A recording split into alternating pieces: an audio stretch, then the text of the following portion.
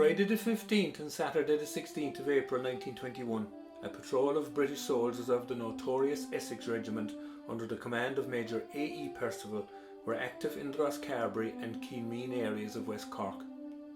On the Friday they arrested, among others, Jim Walsh, chairman of Clonakilty Board of Guardians, at his house at Cunnaquay north of Clonakilty, and the military billeted that night in Kilmeen National School. On the Saturday, the Essex Patrol were responsible for the burning of 3 houses and farmyards. It was reported at the time that the burnings were as a reprisal for the destruction of Rosscarbery RIC barracks on the 31st of March by Tom Barry's flying column of the IRA. While it is not certain in which order the 3 houses were burned on the Saturday, the Essex Patrol came with their prisoners to the village of Reanascreena. At the eastern end of the village they stopped at the farmhouse of Patrick Murray, who was a Sinn Féin member of the Rural District Council and OC of Reanascreena Company of the IRA. His house, which was later rebuilt, was located across the road from Reanascreena National School. As was the pattern with all 3 burnings, the Essex soldiers forced their prisoners with some of the locals to carry out the burning of Murray's farmhouse. More of the locals in the neighbouring houses, or who happened to be passing to or from the creamery, were ordered into the schoolyard across the road, which is now the community hall. This must have been hugely traumatic for those involved, as they had a grandstand view of the house being burned. When Murray's was well ablaze, the Essex moved away with their prisoners, and everybody else was released.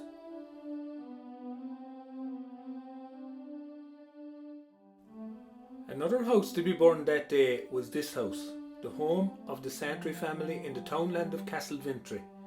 Dennis Santry was a farmer and a blacksmith and a Sinn Féin member of the Rural District Council. He lived with his wife Margaret, née Daly, and 2 children. The soldiers ordered the IRA prisoners, including Patrick O'Donoghue and Patrick Collins, who had been arrested in Jack Hayes' house next door, with neighbours, to put straw into the buildings and set the fire. The horses' tackling was also burned, and all that remained in the farmhouse was a cup, a jug and a few basins with scorch marks on them. 5-year-old John Santry rescued his 3-year-old sister Maura from an outhouse and carried her on his back to safety to their granduncle's house, Jack Hayes' next door. Santry's stone-built blacksmith's forge, located next to their farmhouse, where the lower building on the left is today, was largely undamaged by the fire, even though prisoners were forced to pile turf into the building to try to set it alight. At that time, the White Cross organisation helped families who suffered hardship because of the war, and a branch was set up locally. Local politician Tim Joe Donovan stood on a wall outside of Bailey Church after Mass the following Sunday and asked parishioners for money to rebuild Santry's house. £150 was raised, and local builder Dennis Keown rebuilt the house in record time with the help of friends and neighbours, despite being harassed by passing British soldiers.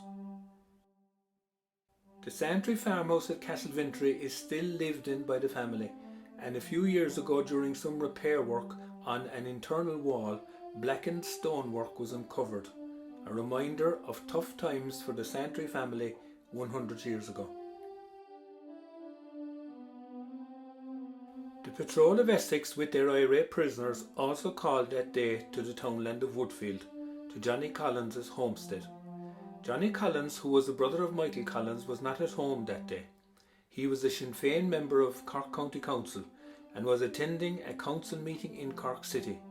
His 8 children, however, were at home. They were being looked after by a housekeeper called Peggy O'Donovan. The children had only recently lost their mother because Catherine Hurley, Johnny's wife, had died of TB 10 weeks before on the 3rd of February.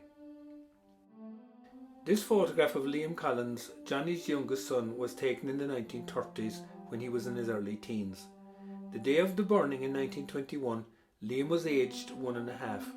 Neighbours went into the kitchen to get the cradle in which he slept to save it from the fire. However, the neighbours were told to take the cradle back into the kitchen and it burned. A workman was ploughing for Johnny Collins with horses in a field near the yard. The neighbours were ordered by the soldiers to take all the harness and leather work off the horses. It was also burned in the fire. The horses were later seen running wild around the fields. The eldest child of Johnny Collins in 1921 was 10-year-old Mary, later seen in this photograph as a young woman. In 1963 she was interviewed by her son John Pearce, and she gave this moving account of the day that her family home was burned. The burning of the house itself was some officer, black and tan, called on my aunt and told her that the house was to be emptied, at least we were to get out of it. And we went out and saw all the neighbours under arrest, a long line of men lined up against the ditch opposite the house. And we were all ordered out and we rushed in every direction. Were there many there? All of us were there, the 8 children with my grandaunt and Peg, of course. Was your mother dead at that stage? My mother was dead at this stage. She was dead about, she had died on the 3rd of February and this was the 16th of April. So we all got out smartly.